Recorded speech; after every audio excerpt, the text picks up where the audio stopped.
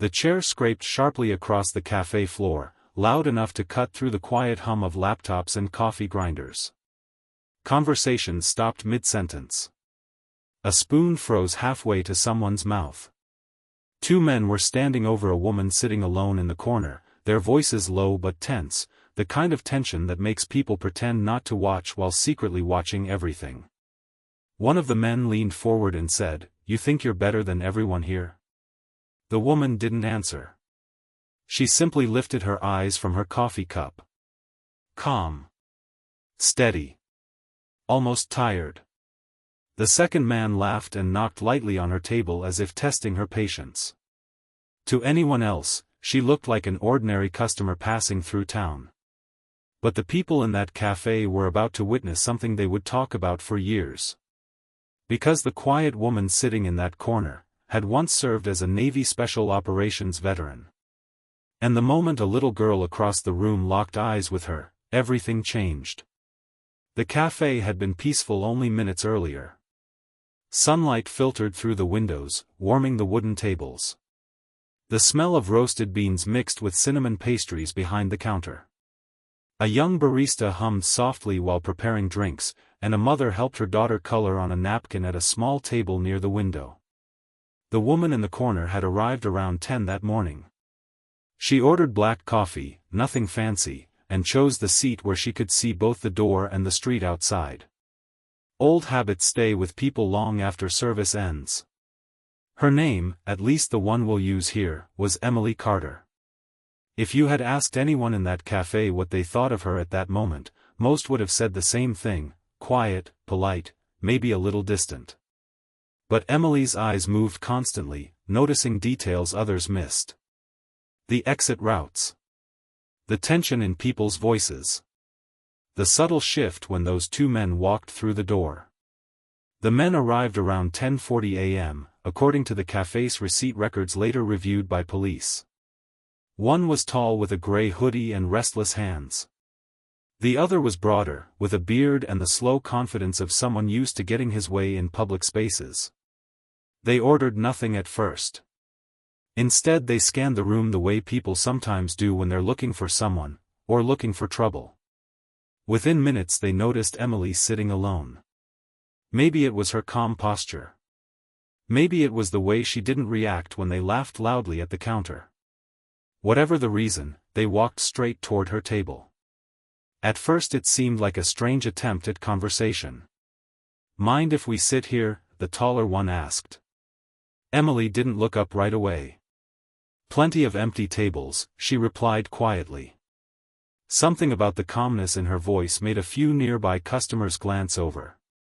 Before we go further into what happened next, before the tension in that room reached the moment everyone remembers, before a simple afternoon turned into a story people would replay again and again, before we dive deeper, let us know in the comments where you're watching from. We'd love to hear from you, and if you're new here, click on the subscribe button so you never miss any of our upcoming videos.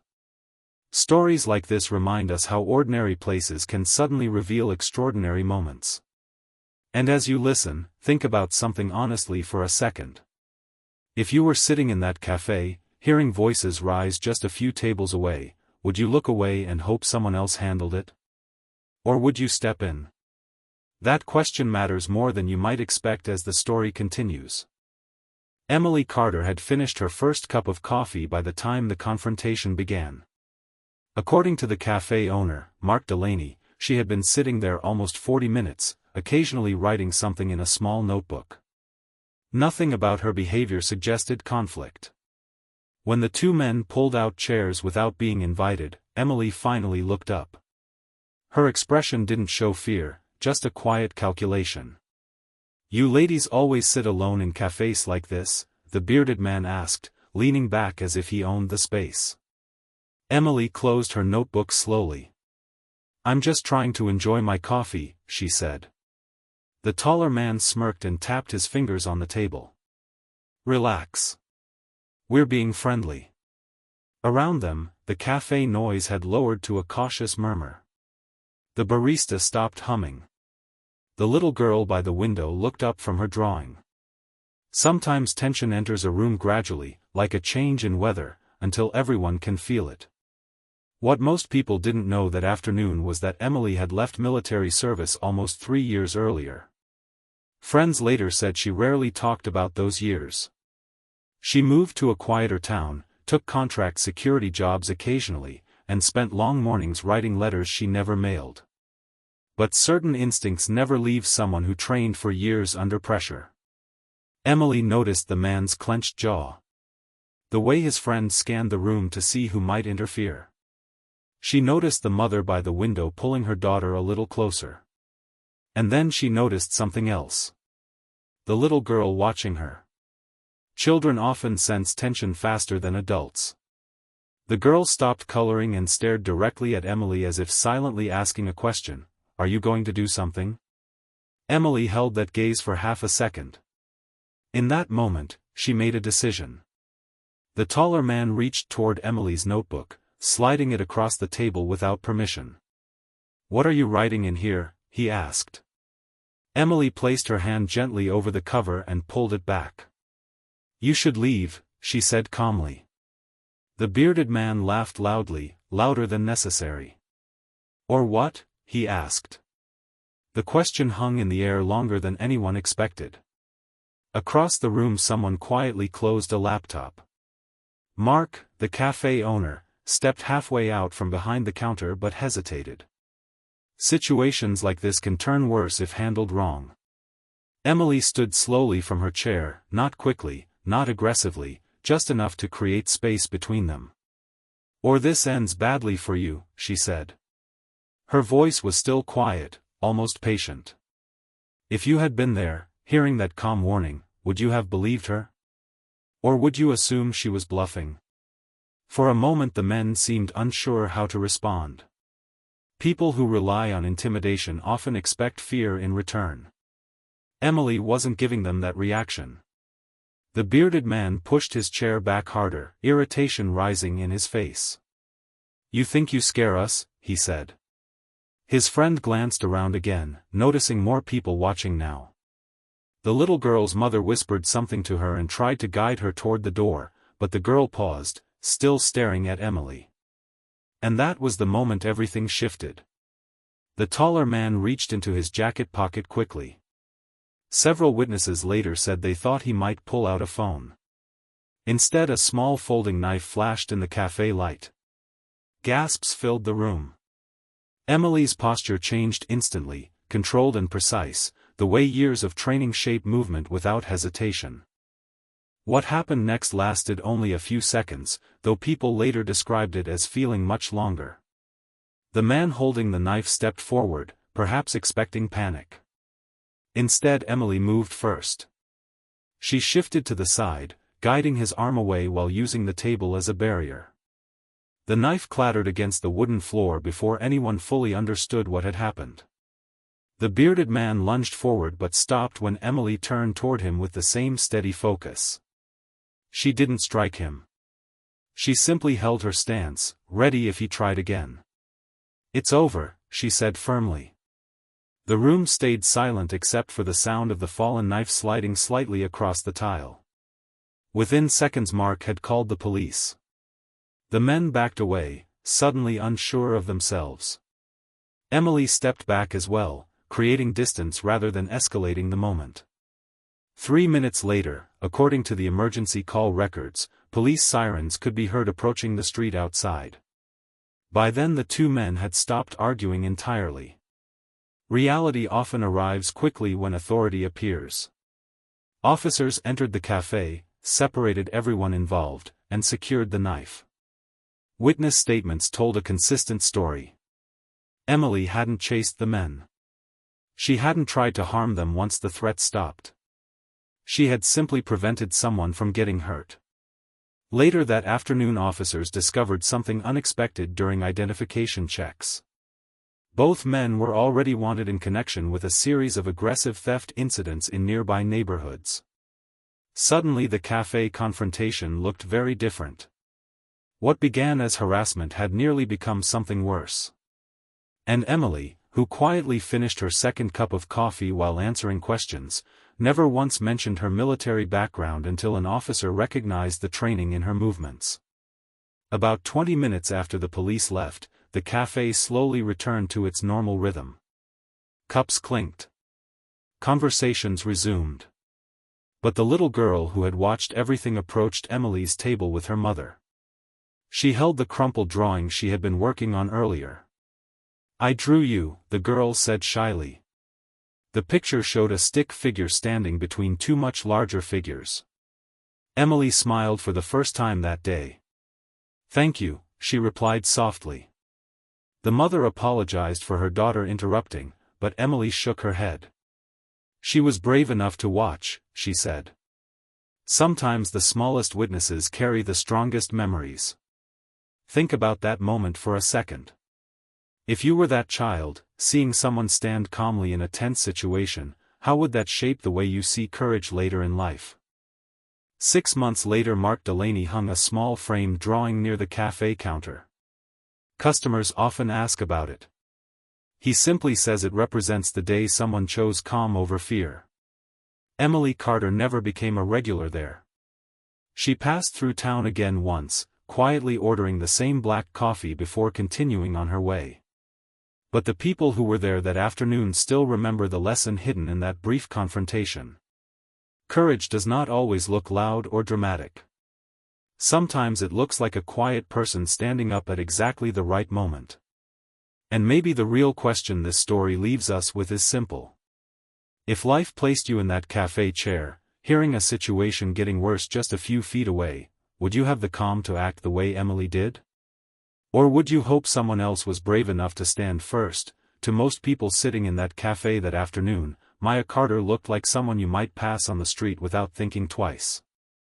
A calm woman in her early 40s wearing a gray jacket, sitting near the corner with a laptop open in front of her and a cup of coffee slowly cooling beside it. Her posture was relaxed, almost casual, the posture of someone who had nowhere urgent to be. But appearances can be misleading. Because long before that afternoon, long before that cafe became the center of a story people would repeat for years, Maya had spent 15 years serving in one of the most demanding military programs in the world. A career built on discipline, silence, and decisions made under pressure most people never experience in their entire lives. Yet if you had looked at her then, quietly sitting by the window, you would have seen none of that history. Just another customer enjoying a quiet morning. Maya had chosen that cafe carefully. It sat on a quiet street corner where traffic moved slowly and the sound of conversation stayed soft enough to think. She had discovered it 2 months earlier while walking through the neighborhood during one of her long morning routines. The place reminded her of something she couldn't quite name. Maybe it was the smell of coffee beans grinding behind the counter. Maybe it was the warm light that filtered through the tall front windows every morning around 10. Or maybe it was the simple fact that no one there asked questions. In her experience, peaceful places often share that one quality: people mind their own business. For Maya, that was exactly what she wanted. After years of intense service, anonymity had become something close to comfort. At 42 years old, Maya was in the middle of a life that looked very different from the one she had lived before. She had left active service 3 years earlier after completing 15 demanding years working alongside some of the most highly trained personnel in the country. The decision to step away had not been sudden. It came slowly, after long conversations with herself during quiet nights when sleep didn't come easily. Many veterans say the hardest part of leaving that world isn't the danger you leave behind. It's learning how to live in normal silence again. No constant alerts. No missions. No teams depending on your decisions every minute. Just ordinary days filled with simple routines. Maya had spent the past 3 years trying to rebuild that sense of normal life piece by piece. Her mornings usually started early, long before most of the city woke up. At 6:30 she would run through the same park trail she had followed since moving into the neighborhood. It wasn't about maintaining military-level fitness anymore. It was about keeping her mind steady.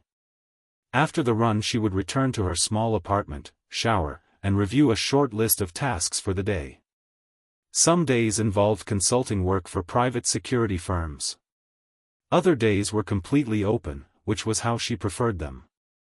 On those quieter days she often walked to the cafe with her laptop and notebook, sitting near the corner window where she could observe the street without feeling observed herself.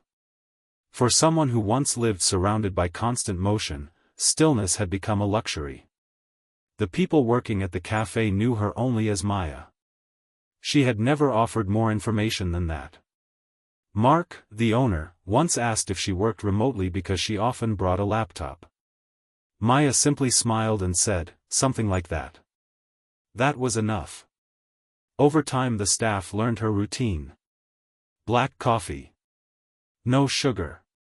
Usually arriving between 10 and 10:30 in the morning. Sometimes she stayed an hour.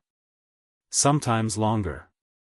But she always sat in the same area near the window. The habit wasn't accidental. People trained in high-risk environments tend to notice entry points, lines of sight, and the movement of people around them even when they're trying not to. Maya never spoke about it, but that corner seat allowed her to see the front door, the counter, and most of the tables in a single glance. If you had asked Maya why she liked that cafe, she might have given a simple answer. Good coffee. Quiet environment. Friendly staff. But the deeper reason was something harder to explain. The place felt predictable. And after years of unpredictable situations, predictability can feel almost comforting. The regular customers arrived around the same times every day. The older man who read the newspaper at the back table usually came in around 10:15. The college student with headphones worked near the wall outlet around 11. The mother with the little girl often visited shortly before noon, giving the child a pastry while she drank tea. These small routines formed a rhythm that Maya had come to recognize. In a strange way, the cafe felt like neutral territory, a place where life moved slowly enough that nothing dramatic ever seemed likely to happen. That morning had followed the same familiar rhythm.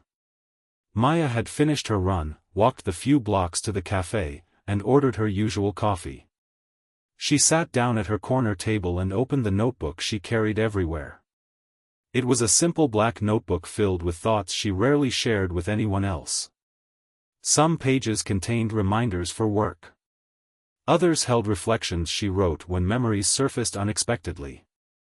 People who spend years in intense environments often carry experiences that don't fade quickly. Writing helped her organize those memories without letting them take control of her day. So she wrote quietly, occasionally glancing at the street outside while the city moved past the window. Around 10:45 the door opened again, letting in a brief rush of cooler air from outside. Maya noticed the sound immediately, the same way she noticed every new arrival entering the room. At first there was nothing unusual about it. Customers walked in and out of cafes all day. But after years of training, Maya had developed a habit of observing people for a second longer than most others would. She noticed how someone carried themselves. The pace of their steps. Whether they looked relaxed or tense.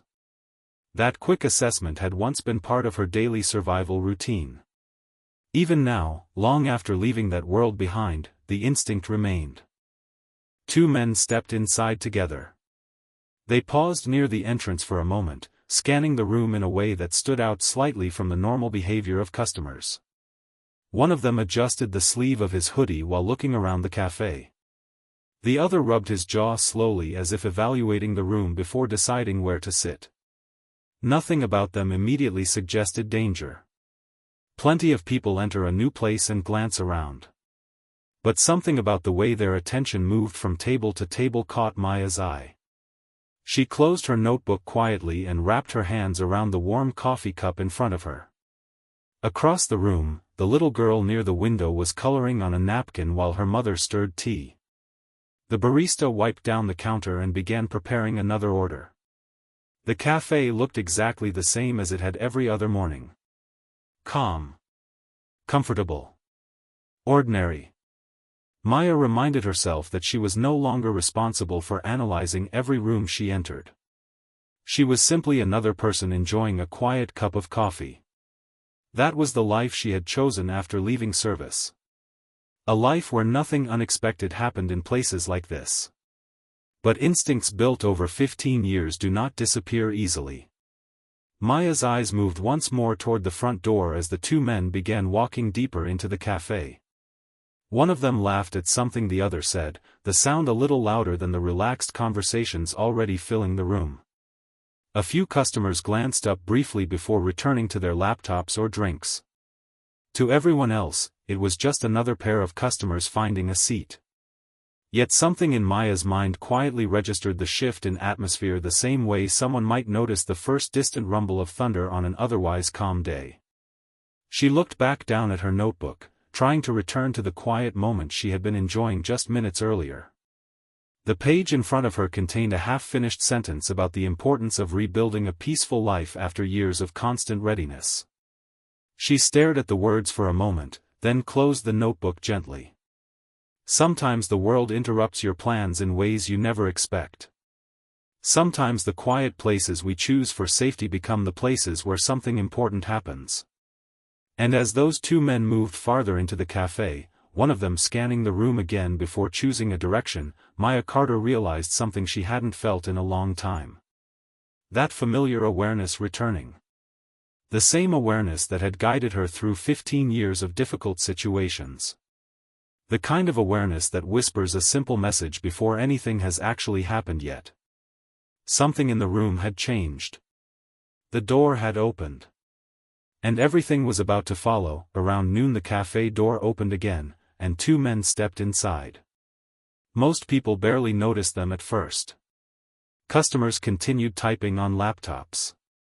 Someone laughed quietly at a message on their phone. The barista called out a drink order near the counter. On the surface, nothing about the moment seemed unusual. One man was tall and wiry, wearing a dark hoodie pulled halfway over his head. The other was broader, heavier in the shoulders, with the slow confident walk of someone used to taking up space in a room. They didn't raise their voices or cause a scene. They simply stepped inside, paused for a moment near the entrance, and looked around as if deciding where to sit. In most cafes that small pause would mean nothing. People do it all the time. But Maya noticed them immediately. Years earlier, during her time in the military, Maya had spent countless hours training for one simple purpose: awareness. Not just the obvious kind where someone watches for direct threats, but the quiet kind where the brain absorbs small details without conscious effort. Posture. Eye movement. The subtle difference between someone who enters a room to relax and someone who enters a room to study it. Most people look for an empty table first. They scan chairs, outlets, maybe the menu board. But Maya had learned to watch for something else entirely. She watched for people who scan other people. And these two men were doing exactly that. The taller one stepped a few feet inside the door and casually adjusted the cuff of his sleeve. While doing it, his eyes moved across every table in the cafe.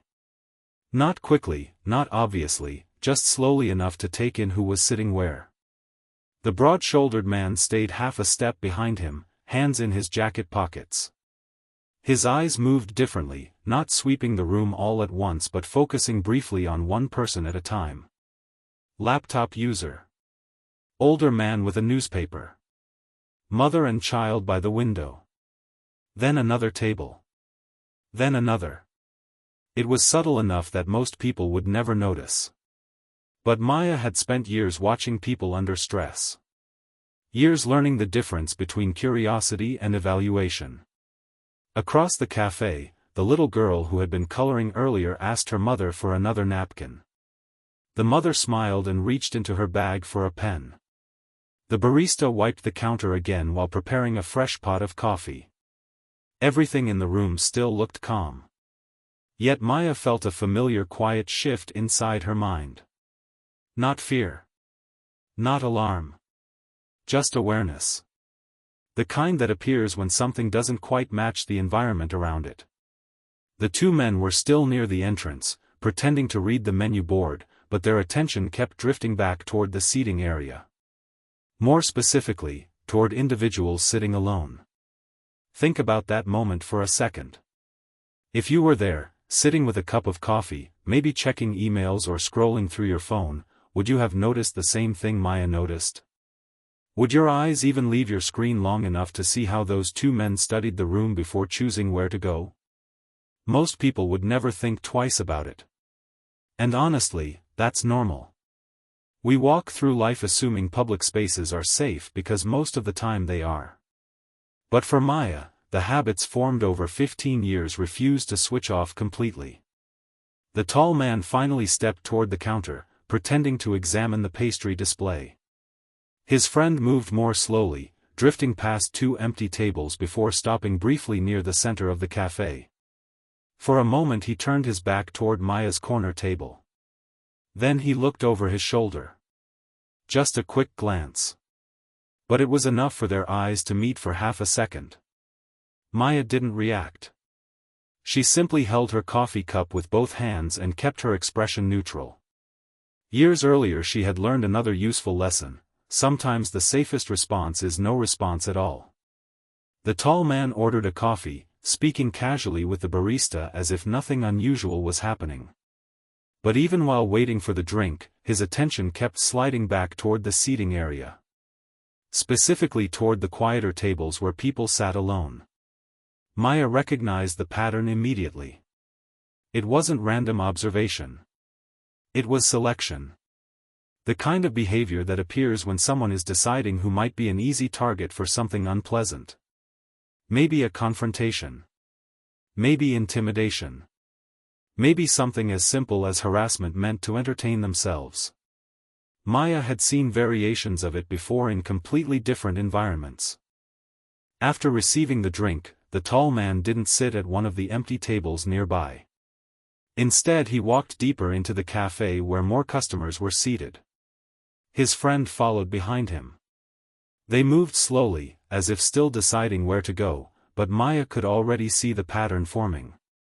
The broad-shouldered man glanced briefly at the mother with the little girl, then dismissed the idea almost instantly. His attention shifted to the older man reading the newspaper, then away again. Finally both men paused near a table just 2 spaces away from Maya's corner seat. The tall man leaned slightly toward his friend and whispered something. Maya couldn't hear the words, but she noticed the direction of the glance that followed. Both men looked directly at her. Not aggressively. Not openly hostile. Just long enough to confirm their decision. Then the tall one smiled slightly, the kind of smile people sometimes use when they believe they've spotted someone who won't challenge them. If you had been sitting nearby, you might have thought they simply recognized someone they knew. That happens in cafes all the time. But Maya knew better. Recognition looks different. Recognition comes with surprise or warmth. This look carried neither. It carried calculation. Maya lowered her eyes back to her notebook for a moment, though she wasn't reading anything on the page. Her mind had already begun quietly mapping the room the way it used to years earlier. Distance to the door. Number of people nearby. The position of the tables between her and the 2 men. The knife block behind the counter. The heavy ceramic mugs on the table. None of these thoughts appeared dramatic inside her mind. They were simply habits left behind by a long career of preparation. Across the room, the little girl had stopped coloring again. Children often sense changes in atmosphere long before adults acknowledge them. She glanced toward the 2 men and then back at Maya, as if silently checking whether the quiet woman in the corner noticed them too. Maya met the child's eyes for just a moment and gave a small reassuring nod. It was subtle enough that no one else noticed. The 2 men finally started walking again. Not toward the empty tables. Not toward the counter. Toward Maya. The tall one reached her table first. He placed his hand lightly on the back of the empty chair across from her as if he were about to sit down. His friend stood slightly behind him, scanning the cafe again with a quick glance that seemed almost casual. "Mind if we join you?" the tall man asked. Maya looked up slowly. For a second, no one else in the cafe realized anything unusual was happening. But Maya could see it clearly now. The decision had already been made in their minds before they even walked across the room. And that was when the first mistake happened.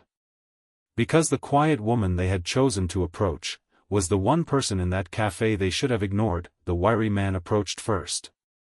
He moved with the kind of casual confidence people sometimes use when they believe they already control the situation. One hand rested loosely on the back of the empty chair across from Maya while the other slipped into the pocket of his hoodie. He leaned slightly against the edge of her table as if they were already in the middle of a friendly conversation. "Mind if we sit?" he asked, his voice relaxed but carrying a tone that suggested the question wasn't really a question at all. Maya didn't immediately respond. She kept her eyes on the page of the notebook in front of her, finishing the sentence she had been writing before slowly closing the cover. Only then did she look up. Her expression stayed calm, steady, almost tired. "I'd prefer if you didn't," she said quietly. For a moment there was a brief pause, the kind that usually ends a situation like this. Most people, when met with a direct answer like that, would shrug and move along to another table. In a normal cafe interaction the conversation would have ended there. But the two men standing in front of her didn't step away. The broader one chuckled under his breath and pulled the empty chair back a few inches anyway, letting the legs scrape softly against the floor. "You're a little tense for someone drinking coffee," he said with a grin that wasn't particularly friendly. Maya's cup sat untouched now beside her notebook. She didn't reach for it. She simply watched the two men the same way someone might watch a situation slowly becoming uncomfortable. Around them, a few customers had begun to notice. The older man with the newspaper lowered the page slightly and glanced over the top of it. The college student near the wall removed one earbud, sensing a shift in the room's atmosphere. Even the barista behind the counter looked up from the espresso machine, though he hesitated to step in. Situations like this can be difficult to read from a distance. Sometimes people resolve them quickly. Sometimes stepping in too early only escalates things further. So for the moment, everyone watched without interfering. It's a familiar pattern in public places. People notice tension, but they hope it fades before anyone has to get involved. Maya rested her hands calmly on the table. "There are empty seats over there," she said, nodding slightly toward a row of open tables along the wall. The wiry man didn't turn to look. Instead he leaned a little closer, resting his palm flat against the edge of the table. "Relax," he replied. "We're just talking." His friend stepped beside him now, arms loosely folded, surveying the room again before focusing back on Maya. The grin on his face had grown slightly wider, the kind of grin people wear when they think they're slowly winning a social standoff. To them, this probably felt like harmless entertainment. A bored afternoon turned into a small moment of control over someone they assumed wouldn't challenge them.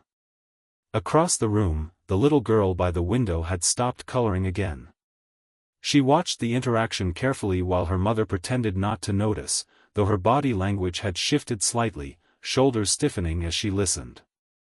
Small changes like that ripple through quiet rooms faster than people realize. Even customers who hadn't fully turned their heads yet could sense something uncomfortable building nearby. Maya noticed all of it without moving her gaze from the two men in front of her. Years earlier she had been trained to read entire environments this way. Now those instincts returned automatically, like a reflex. "Look," Maya said calmly after a moment, her voice still level. "I came here for some quiet time. I'd appreciate it if you respected that." For a split second it seemed like the conversation might finally end.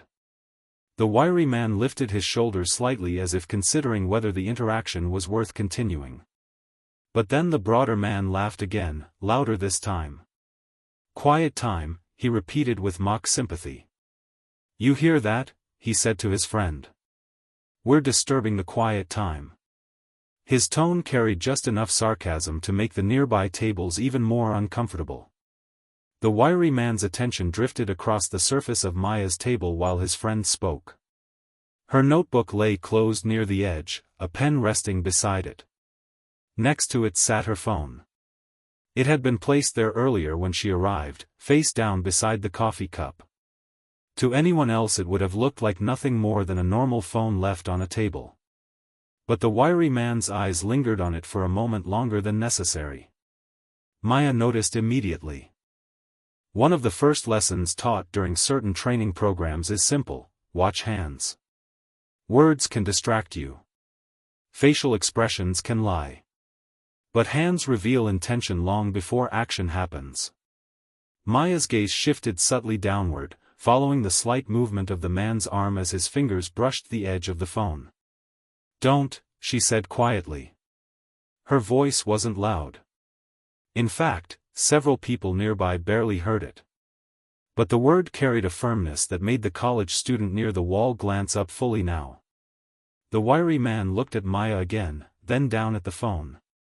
A faint smirk appeared at the corner of his mouth, the kind that forms when someone decides to test a boundary just to see what happens.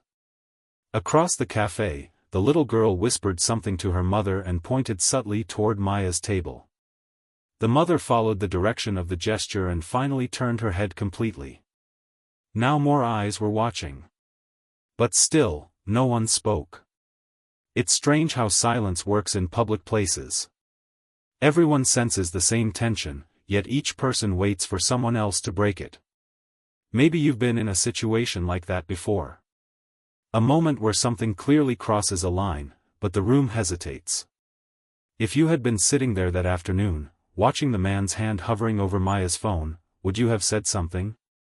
Or would you have done what most people do and waited to see what happened next? The wiry man didn't hesitate long. His fingers closed around the phone. He lifted it from the table slowly, almost playfully, turning it over in his hand as if examining an object he had every right to pick up. "Nice phone," he said casually. The broader man chuckled beside him. And just like that, the entire moment changed. Because taking someone's phone without permission might seem small to some people. A joke. A minor act meant to provoke a reaction. But for Maya, it was something else entirely. It was a deliberate crossing of a clear boundary after she had already asked them to stop. Her eyes moved from the phone, back to the man holding it. The calm expression on her face didn't disappear. But something behind that calm had shifted. And whether those two men realized it or not, they had just made a very big mistake the second his fingers touched the phone. Maya moved. Not in a frantic way. Not with anger. What happened next was so quick and controlled that several people in the cafe would later say it took them a moment to understand what they had just witnessed. 1 second the wiry man was turning the phone in his hand with a smirk on his face. The next second Maya was already standing. Fast. Calm. Precise. Her chair slid back just a few inches as she rose. Her left hand moved first, reaching the man's wrist before his brain had even processed that she had reacted. She didn't grab him violently. She didn't shout. She simply rotated his wrist inward with a motion so small it almost looked effortless. But anyone who has ever had their wrist turned the wrong way knows how quickly control disappears when that joint is manipulated correctly. The smirk vanished from the man's face instantly. His shoulders dropped forward as his balance shifted without his permission. The phone slipped from his fingers and landed softly back on the table. His knees buckled almost immediately. Not from pain alone, but from the sudden realization that his body was no longer in control of the situation. The entire movement took less than 2 seconds. A gasp spread across the cafe as chairs creaked and people leaned forward to see what was happening. The older man with the newspaper lowered it completely now. The barista behind the counter froze with a cup halfway filled. Even the quiet hum of conversation stopped as if someone had turned down the volume of the entire room. The wiry man tried to pull his arm back, but Maya's grip remained steady. Not aggressive. Just precise enough to remind him that any sudden movement would only make the pressure worse. She leaned slightly closer, her voice calm enough that only he could hear the words. "Put it back." He already had. But by then something else had happened. the second man lunged forward. And that was an even bigger mistake. From the outside, it probably looked like instinct. He saw his friend losing control of the situation and reacted without thinking. His shoulders came forward as he stepped toward Maya, his hands lifting slightly as if he planned to shove her away. The distance between them closed in less than a second. But Maya had already anticipated it. Training like hers doesn't focus on strength. It focuses on timing. As the broader man moved forward, Maya released the first man's wrist and shifted her stance half a step to the side. Her body turned just enough to redirect the momentum coming toward her. Then her forearm rose and pressed firmly against a point just below the man's collarbone. A simple pressure point. Not a punch. Not a strike meant to injure. Just pressure applied at exactly the right angle. The effect was immediate. The man's forward momentum collapsed into itself. His feet stumbled backward as if the ground beneath him had suddenly moved. His shoulder struck the edge of the booth behind him with a dull thud before his body dropped heavily into the seat. The entire exchange had taken less than 15 seconds. 15 seconds from the moment the phone left the table, to the moment both men realized they had completely lost control of the situation. Silence filled the cafe. No one spoke. The espresso machine continued its low mechanical hum behind the counter, but even that sound seemed quieter somehow. The wiry man was still half bent forward beside the table, his wrist held loosely but firmly by Maya's hand. His breathing had changed now, shorter and faster, the confident smirk from earlier replaced by confusion. Across the room, the little girl who had been watching the entire scene slowly lowered the crayon in her hand. Her eyes were wide with amazement. Her mother had one hand gently on her shoulder, frozen in place, unsure whether to pull her daughter away or keep watching. Maya finally released the man's wrist. He pulled his arm back immediately, rubbing it with his other hand as if trying to convince himself it still worked properly. His friend in the booth remained still for a moment longer, blinking in disbelief as he processed what had just happened. Maya picked up her phone from the table and placed it calmly beside her notebook again. Then she looked at both men. Her voice remained steady. "You should leave." It wasn't shouted. It wasn't dramatic.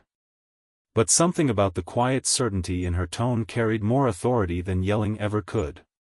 The two men looked at each other briefly. Just minutes earlier they had walked into the cafe scanning the room, searching for someone they assumed would be easy to intimidate. Someone quiet. Someone sitting alone. Someone they believed wouldn't challenge them.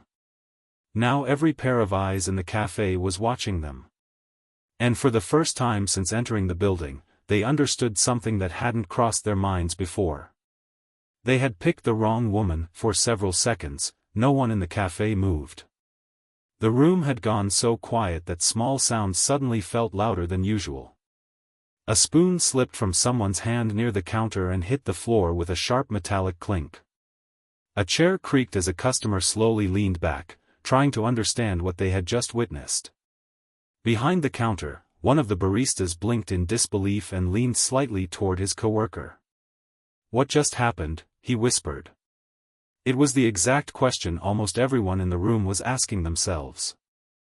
Just moments earlier, the cafe had been filled with quiet conversations, keyboard tapping, and the gentle hiss of steaming milk. Now every person inside was staring at the same corner table. The older man with the newspaper had folded it completely in his lap. The college student near the wall had removed both earbuds. Even people who had entered only seconds earlier stood near the door, unsure whether they had just walked into an argument, or something else entirely. At the center of all that attention stood Maya Carter. She hadn't raised her voice. She hadn't knocked anyone down. She hadn't even stepped far from her table. Yet somehow the entire balance of the room had shifted around her.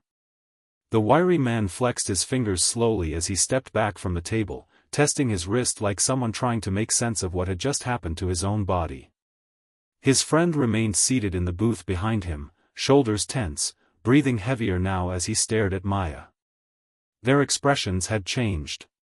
At first it was confusion. Then embarrassment, the kind that creeps in when someone realizes a situation didn't unfold the way they expected. A few customers nearby had begun whispering quietly to each other, and the two men could feel those eyes on them now. The confidence they carried when they first walked into the cafe had faded quickly. But there was something else in their faces too. Something harder to hide. Fear.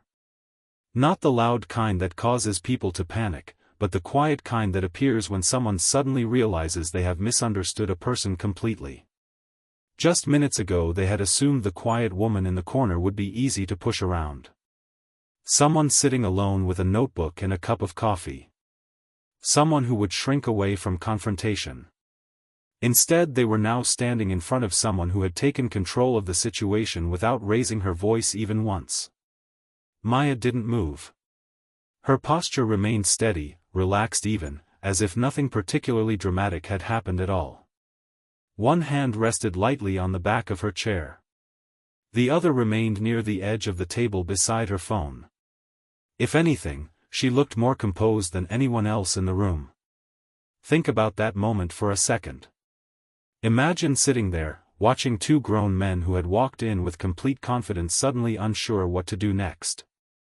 Imagine realizing that the quietest person in the room had just shifted the entire atmosphere in less than 15 seconds. How would you react? Would you speak up? Would you step in? Or would you sit exactly the way most people in that cafe were sitting, silent, watching carefully, waiting to see what happened next? The wiry man cleared his throat, trying to recover some of the confidence he had earlier. He straightened his shoulders slightly, glancing around the cafe as if hoping the attention would fade. "You didn't have to do all that," he muttered. Maya didn't respond immediately. She simply studied both men for a moment, her eyes moving from one face to the other the way someone might examine a problem before deciding how to address it.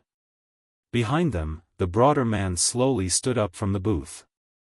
His movements were slower now, cautious in a way they hadn't been before. He rolled his shoulders once as if checking whether they still felt steady.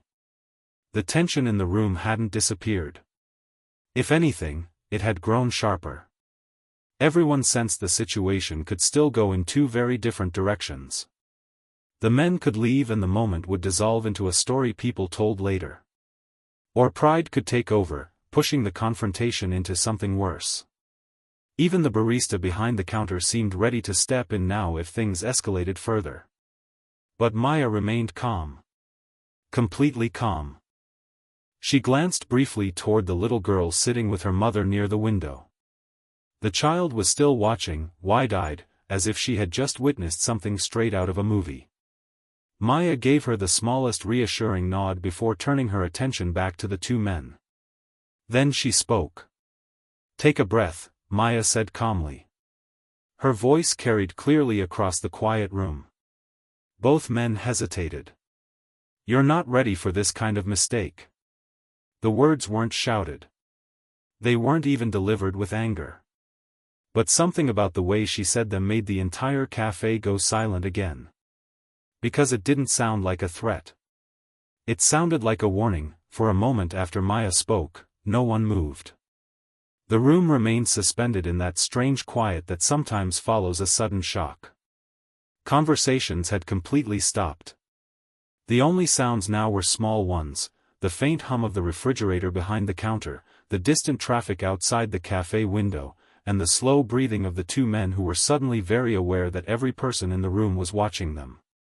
Then someone near the back table quietly lifted a phone. Not in a dramatic way.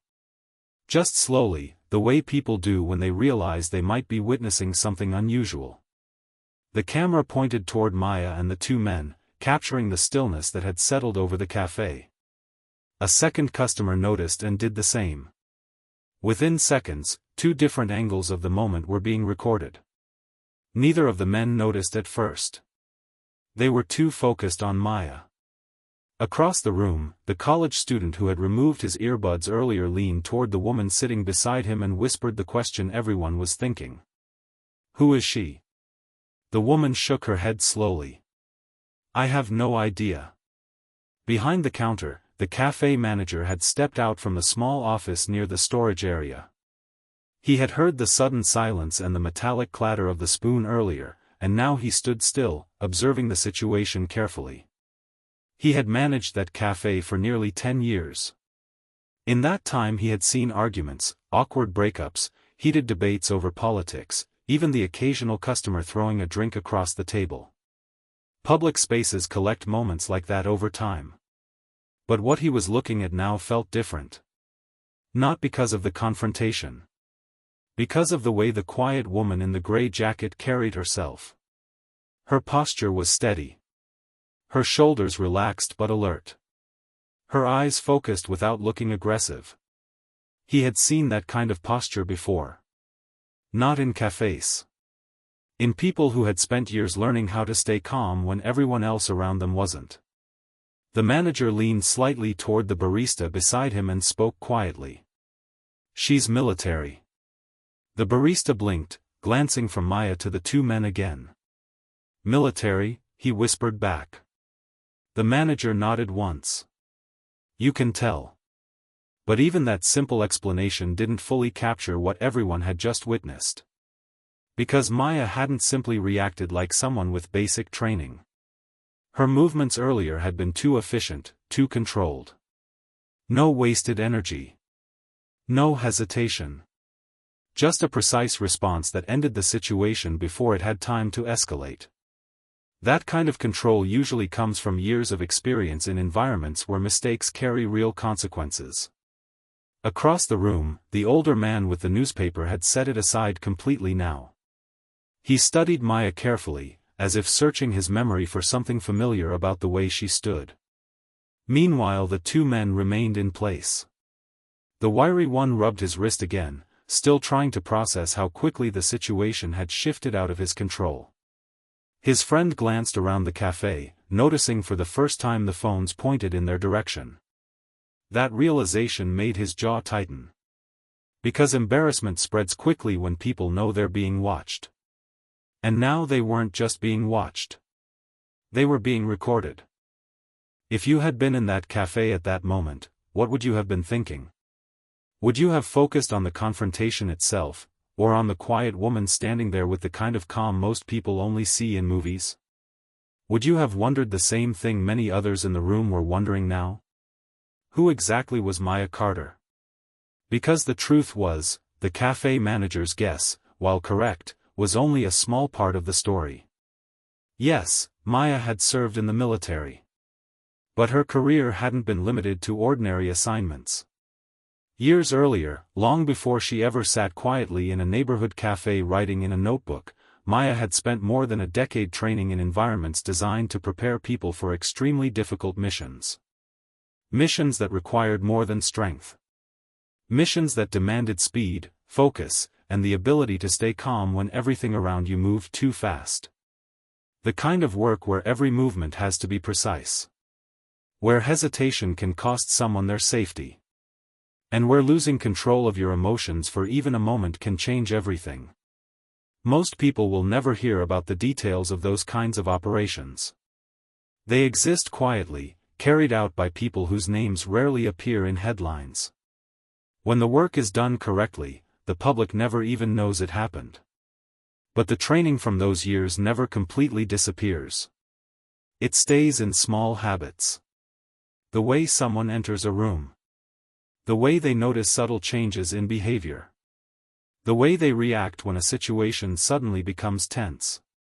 Everything Maya had done in the past few minutes, every movement, every calm word, every decision to avoid unnecessary force, came from those years of experience. And now, standing in the middle of a quiet cafe while two men slowly realized their mistake, that past had revealed itself without Maya saying a single word about it.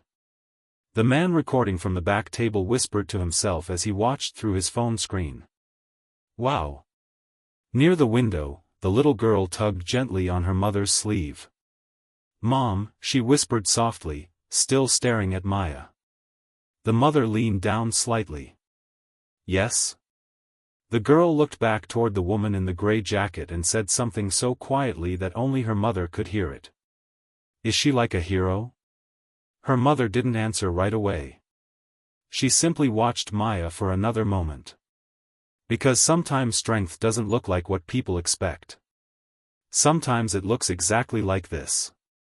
A quiet woman standing in a cafe, completely calm, while two men slowly realize they chose the wrong person to challenge. For a few seconds after the whispers spread across the cafe, the two men stood there absorbing the weight of the moment. Every pair of eyes in the room was on them now. The confidence they carried when they walked through the door had been replaced with something more complicated: embarrassment, frustration, and the uncomfortable awareness that they were no longer the center of control in the situation. The broader man slowly rolled his shoulders again and stepped forward from the booth, trying to reclaim some sense of authority. His jaw tightened as he looked directly at Maya. Pride has a way of pushing people into decisions they wouldn't normally make, especially when they feel watched. "You think you're tough," he said. The words were louder than anything that had been spoken in the cafe since the confrontation began. They bounced slightly off the quiet walls, drawing even more attention from customers who had been pretending not to stare. Maya didn't react the way most people would. She didn't raise her voice. She didn't step closer. Instead, she simply released the small bit of distance she had been holding between herself and the wiry man.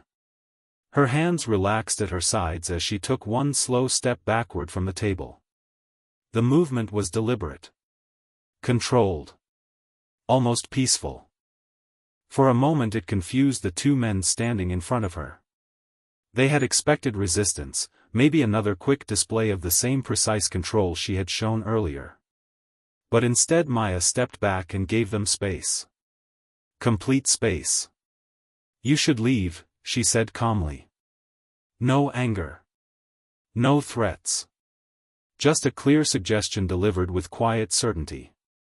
The wiry man looked at his friend, then back at Maya. His expression had hardened now, the embarrassment from earlier mixing with irritation. People don't always respond well when their ego takes a public hit. Sometimes they try to laugh it off. Sometimes they walk away.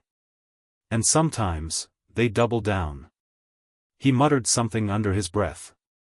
The words weren't loud enough for most people to hear clearly, but the tone carried enough frustration to shift the atmosphere in the room again. The tension returned instantly. Customers who had started to relax in their seats suddenly stiffened again. The barista behind the counter glanced toward the manager as if silently asking whether it was time to intervene.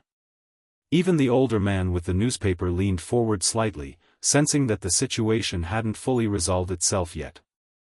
Because now the two men were facing a decision. They could walk away. Or they could escalate. And every person in that cafe could feel that silent choice hanging in the air. Think about that moment. Imagine sitting there with a cup of coffee, realizing that something uncomfortable might turn into something worse at any second.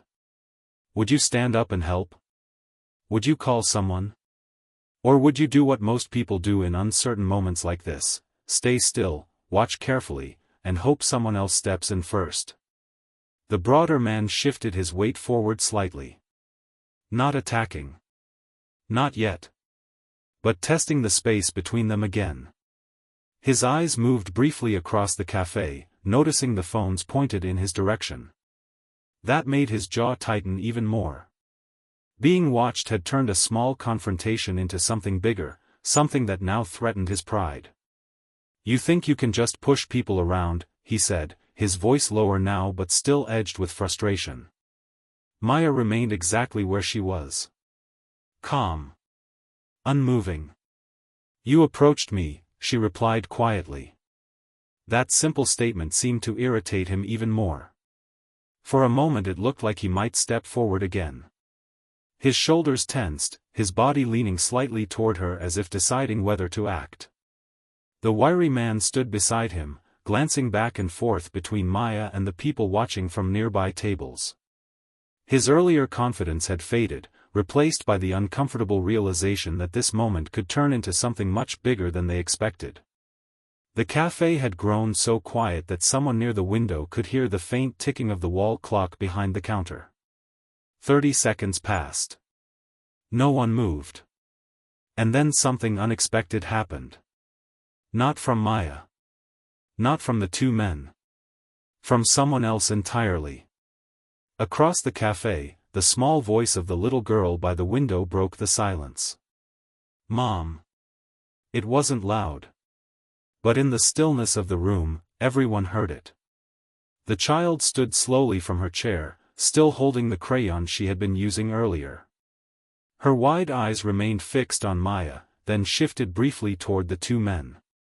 And what she said next was something no one in the cafe had expected to hear at that moment. The small voice cuts through the silence like a bell. A little girl stands near the pastry counter. She's clutching a small stuffed rabbit to her chest. Her wide eyes have been watching everything, from the very beginning. Slowly, she steps into the aisle. Tiny footsteps against the cafe floor. The room seems to hold its breath. She walks closer to Maya. Tilts her head. And looks up at her with complete curiosity. Then she asks softly, "Are you a superhero?" For a moment, no one moves. The entire cafe falls into absolute silence. Even the two men who were just moments ago full of confidence, freeze where they stand. Because suddenly, this moment isn't about intimidation anymore. It isn't about power. It isn't even about the confrontation. It's about what this little girl just witnessed. In her eyes, she didn't see fear. She didn't see danger. She saw someone stand tall, when it mattered most. And now the entire room is realizing something important. Sometimes, the people who change a moment forever don't even realize they're doing it. Maya kneels slowly, bringing herself down to the little girl's level. The tension in the cafe shifts instantly. Chairs stop creaking. Conversations remain suspended. Even the barista behind the counter seems to exhale softly, as if the entire room suddenly feels lighter. Her smile is gentle, calm, and entirely genuine. "No," Maya says quietly, her voice soft but steady. "I'm just someone who learned how to stand between bad people, and the ones who deserve better." The little girl hugs her stuffed rabbit tighter, pressing it against her chest. "This is Captain," she says proudly, lifting the toy slightly to show Maya. "He's brave too." Maya's eyes soften as she looks at the rabbit, then back at the girl. "I can tell," she says. The effect of that simple exchange ripples across the room. Customers who had been holding their breath relax, some smiling slightly. The older man with the newspaper leans back, shaking his head in quiet disbelief. Even the college student near the wall allows a small grin to escape. And the two men? Their anger, their frustration, their earlier confidence, all of it dissolves in the face of something they hadn't anticipated. They shuffle awkwardly in place, shoulders tightening, cheeks warming slightly. Embarrassment overtakes them, the weight of the moment suddenly pressing down harder than any confrontation ever could. In less than a minute, the entire dynamic of the cafe has shifted. What had begun as a tense standoff now feels almost peaceful. Because sometimes, it isn't force that changes a moment. It's the reminder of courage, innocence, and the simple act of showing care. And the little girl just proved how powerful that reminder can be. The cafe manager finally steps forward, his voice steady but firm. "You two should leave." The words hang in the air, carrying the weight of authority and calm. For a moment, the two men glance at each other. Pride fights against the embarrassment, but in the end, they don't argue. Not anymore. Slowly, almost reluctantly, they turn and walk toward the door. Their footsteps echo lightly against the cafe floor. The wiry man fumbles briefly with his jacket zipper, and the broader one glances around as if expecting someone to challenge him again, but no one does. The door closes behind them with a soft thud. And just like that, the tension evaporates. The weight that had pressed on the room for nearly half an hour lifts. A quiet clap breaks the silence from one of the customers near the counter. Another joins in. Then another. Within moments, the entire cafe is applauding, a collective acknowledgement of something extraordinary that just unfolded before them. People smile, some shaking their heads in disbelief. Phones are lowered. Conversations start cautiously again. The hum of normal life slowly returns. But Maya doesn't turn toward the applause. She doesn't smile or wave. She simply picks up her coffee, bringing the warm cup to her lips as if the last few minutes were nothing more than a small interruption in her morning routine. To her, this wasn't a heroic moment. It wasn't a story to brag about. It wasn't even about the attention now filling the cafe. It was simply a moment where someone needed to stand their ground. A moment where awareness, calm, and control met the right choice at the right time. And that, to Maya, was enough. Before we move on, let us know in the comments where you're watching from. We'd love to hear from you. And if you're new here, click on the subscribe button so you never miss any of our upcoming videos. Because sometimes, real-life stories like this aren't about spectacle. They're about the quiet courage that changes a moment forever. As Maya gathers her things, the cafe returns to its quiet rhythm. Cups clink. Chairs scrape softly against the floor. Conversation begins to resume in low murmurs, but there's still a lingering sense in the air that something remarkable just happened. The cafe manager steps closer, lowering his voice. "Were you, Special Forces?" he asks quietly, almost as if he's afraid of the answer. Maya pauses mid-step. She glances at him, the corner of her mouth lifting into the faintest smile. "Something like that," she replies softly, her voice calm but carrying a weight only someone with that kind of experience could convey. Then she turns, her movements still deliberate, and begins walking toward the door. Her coat swings gently around her as she passes between the tables, the recorded videos on several phones capturing her every step. But just before she reaches the exit, a small hand shoots out.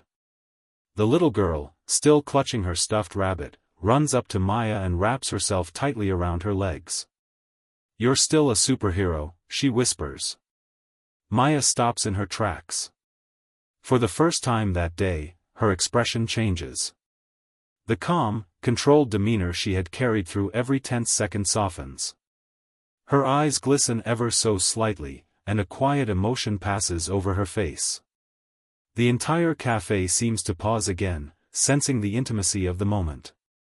People who had been recording, applauding, or simply watching now witness a very human side of someone they had only seen as extraordinary. Maya crouches down just enough to meet the little girl's gaze, giving a gentle nod as if silently acknowledging that sometimes courage doesn't come from strength alone, it comes from caring enough to stand where it matters. And then, finally, she stands, straightens her coat, and opens the door. The sunlight spills in, and she steps out into the street, leaving behind a cafe full of people who will never forget the quiet woman who acted decisively, calmly, and with purpose. It wasn't just a story about confrontation. It was a story about courage, awareness, and the kind of quiet heroism that changes a moment, and sometimes, a life. Most people in that cafe will probably forget the coffee they drank that day.